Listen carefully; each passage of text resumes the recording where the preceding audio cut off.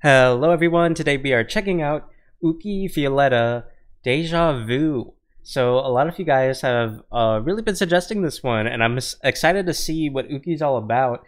This is an original lore song, so this is obviously an original song, but it's also tying into his whole theme and his whole character that he's embodying for Neji Sanji. So this should be really fun. I'm excited to see what his voice sounds like. The only thing I've really heard from Uki is, I believe, his role in his group song. I believe he's in Noctix. So he was in Stuck in the Abyss, which was my favorite out of the group songs. All of them were excellent, but I especially liked Stuck in the Abyss. And I remember his line. It was the one with like he's spitting all his toxins, spitting releasing all my toxins, something like that. And he had a very good flow when he was like spitting out those lines, and it was a lot of fun. So without further ado, let's see what his own music sounds like, with his own direction and own lyricism. Let me look at the credits real quick to see if anyone else worked on this.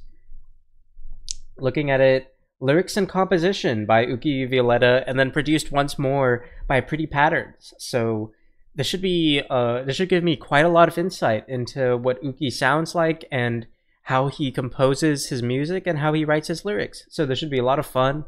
Let's just jump into it.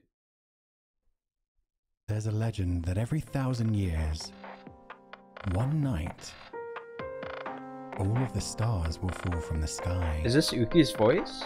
Granting powers to those who need them most. This is not Uki's voice.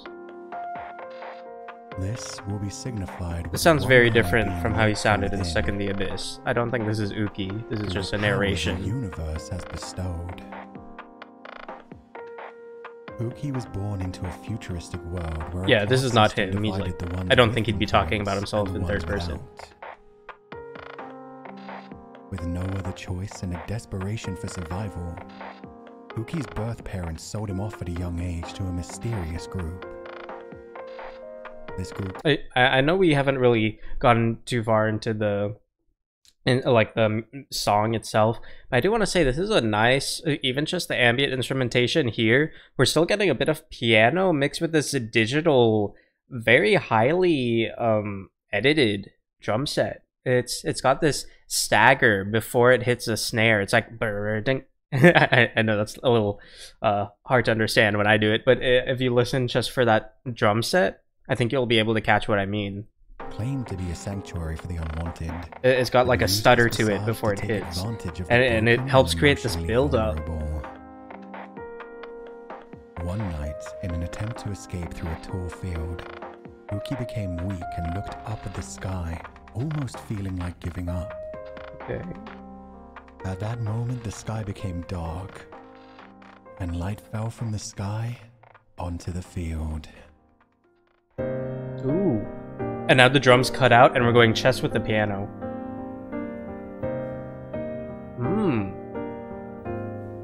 Very piano-centric. There's a tale, a legend told when the night was full of light.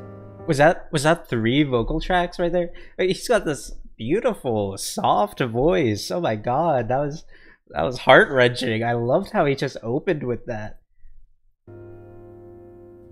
There's a tale, that just there's, you can hear he slowly builds up his projection of the there's. He starts just when the tongue is licking the top of his palate with the there, but he very smoothly projects his voice. When you say there's, there can be a tendency to expel too much air, and you make it sound harsh. There's.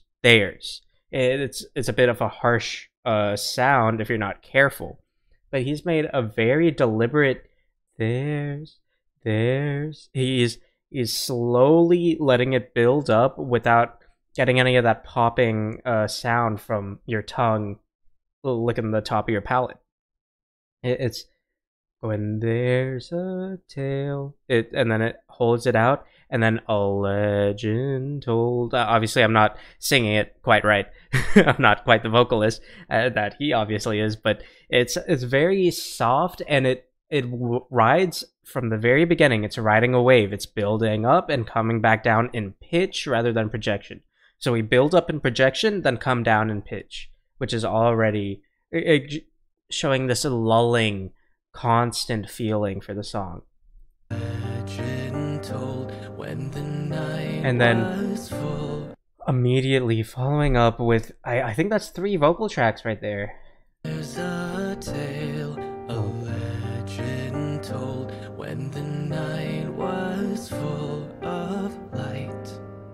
That might just be 2 vocal tracks, and the second track might have reverb on it, but I'm really liking how that backs it up. Every 1,000 years, the skies would shake, every glow would fall from sight. I love that. We gotta go back. That was every glow. You could hear his back straighten when he sings that. Every glow. It comes up. It's more centered in the chest rather than diaphragm. He's singing from the diaphragm. Bum bum bum bum bum bum bum bum bum bum, and then he comes up. Glow. It's oh, that lift was beautiful. Shake, every glow and that vocal fry. It's not vocal fry. It's just a little bit. It's just a tiny bit of vocal fry that he adds to make it's like this. It makes it harsh, painful. It's hard for him to sing this. It's not hard for him to sing this in the terms like he doesn't have the capability. He's making it sound like he's struggling to sing because of the sorrow and the emotion in the song. It's beautiful.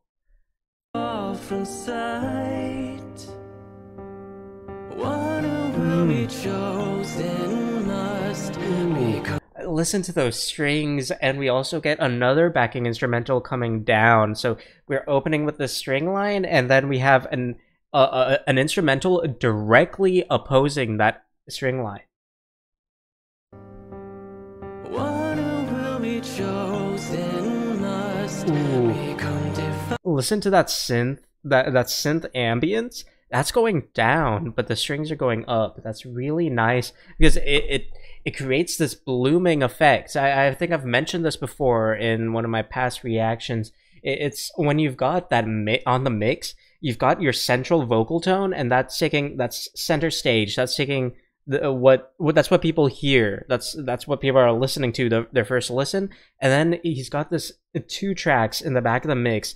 One is going up high with this string that adds the symphonic, orchestral, emotional feel. And then we've got these ambient synth tones that are coming down and filling up the bottom of the mix alongside that piano. And it's such a beautiful way to just fill up your mix and take center stage with the vocalist.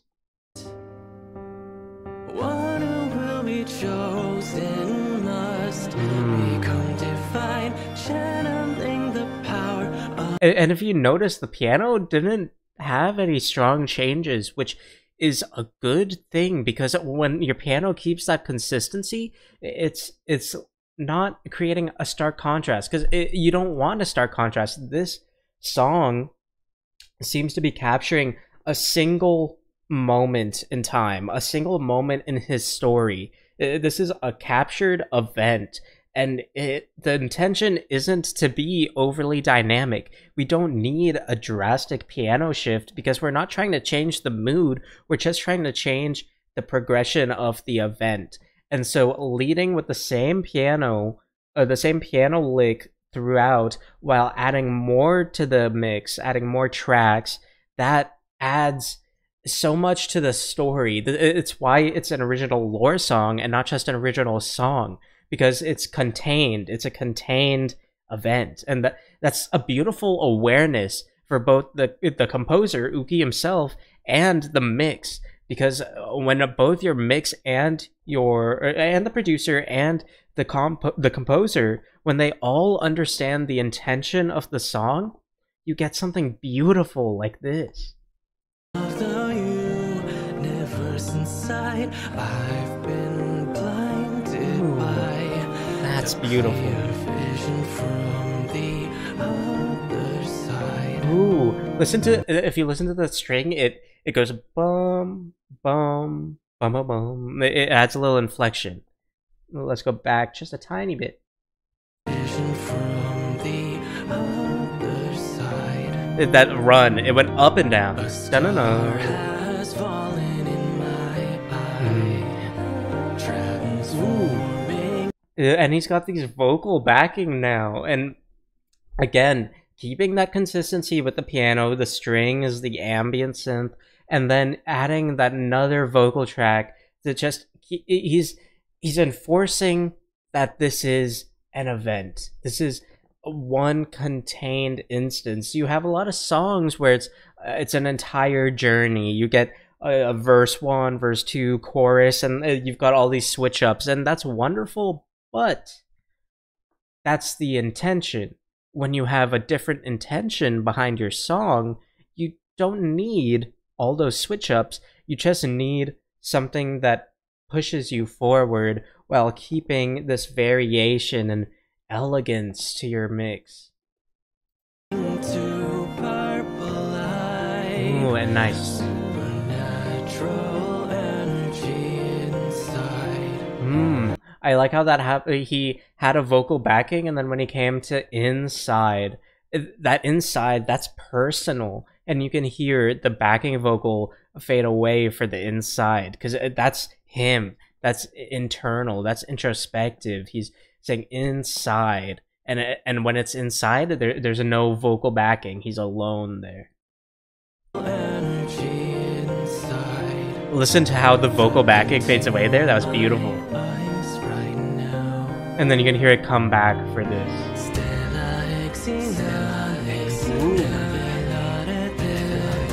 Nice, we've got this canon here. Well, I suppose canon might be not quite the right term. Ooh.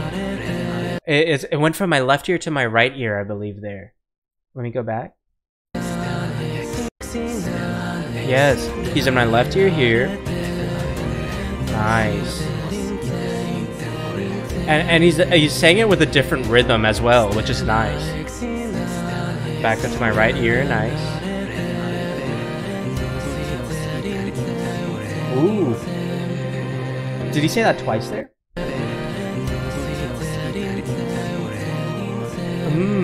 I like he had it a bounce to finish out the line. So he went through it the first time, and now he goes through it the second time with the backing vocal on the right ear, and he adds a bit of a jump to it instead of just doing the same thing again. That was very nice variation, very nice inflection to add into your track.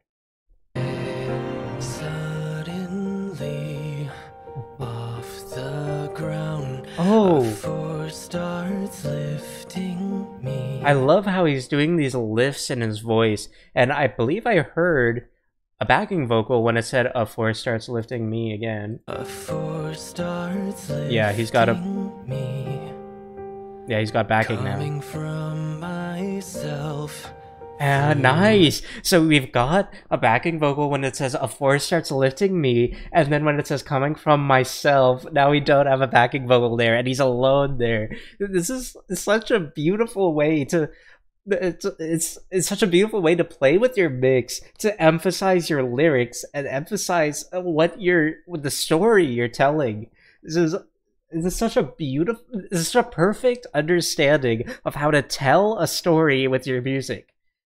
Weirdly, I float above the sea. Nice, and nice backing there too. Will be chosen, must be We've got the strings reintroduced.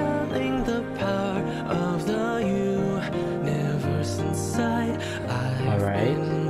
The strings kind of faded out. I expected them to keep going. Clear vision from the other side.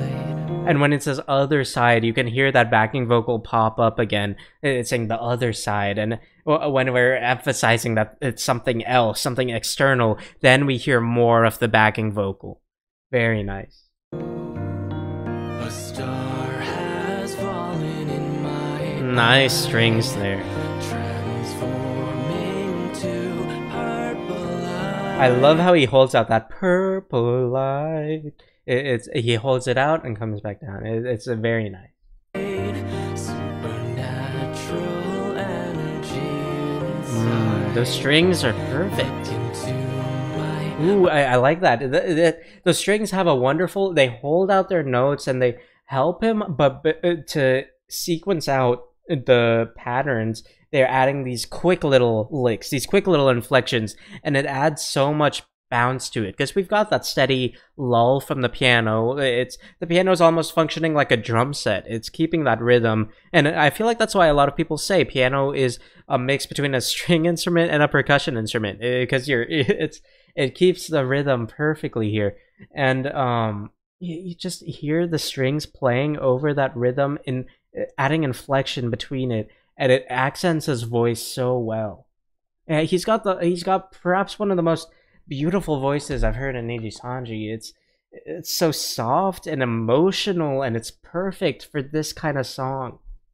eyes right now.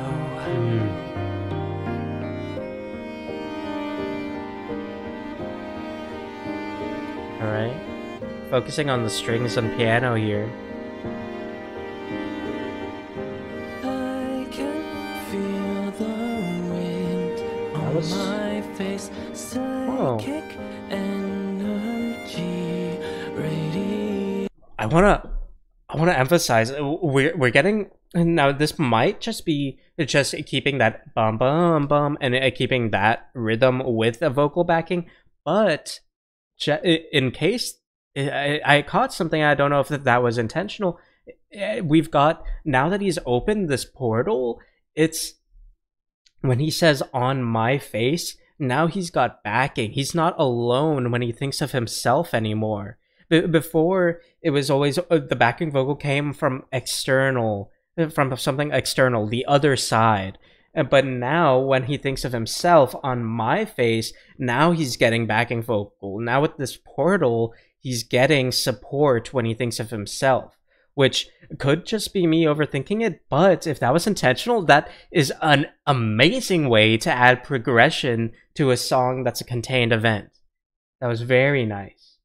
Face psychic energy radiates. And you can hear when he's thinking of a psychic energy, when he's saying that, that would have been something external that he would have had vocal backing on earlier, but now he sings that alone. It's psychic energy. He doesn't have support from that. He has support from himself now. The radiates. That's what has the backing, not the psychic energy. And maybe I'm overthinking it, sure, but that's a very nice way to put contrast between the earlier lyrics and the current lyrics without drastically shifting how the piano is going, how the strings are going. It's adding consistency with progression. Something's coming. And now we've got this piano, nice. So bright it feels like deja Ooh. vu. Okay. I can feel the And- wind on my face. Yes, and he has backing on my face. And then- radiates. Something's Nice. coming through. So bright it feels like deja vu. Ooh. I love how he sings that. Ooh. Nice. Now we've got these intense orchestral drums. We've been lacking drums throughout this entire song, and the only time we got drums was in that introductory narration. And so now adding that drum, and especially using an orchestral drum like that, adds so much more impact. That was beautiful. Nice. And we've got, and now we've got this consistent vocal backing, just singing out like our operatic notes. It's choral notes, not operatic. And this is so grand. It's grandiose. It's majestic, and that's such. This is excellent composition. I'm loving this. I've been blinded by the clear vision from the other side. Ooh, now we cut out. And a nice string tone down. We're writing the strings down as the piano starts to cut out. We're hearing more scarcity in the piano, and the strings are riding up and down, but becoming quieter as they fade out.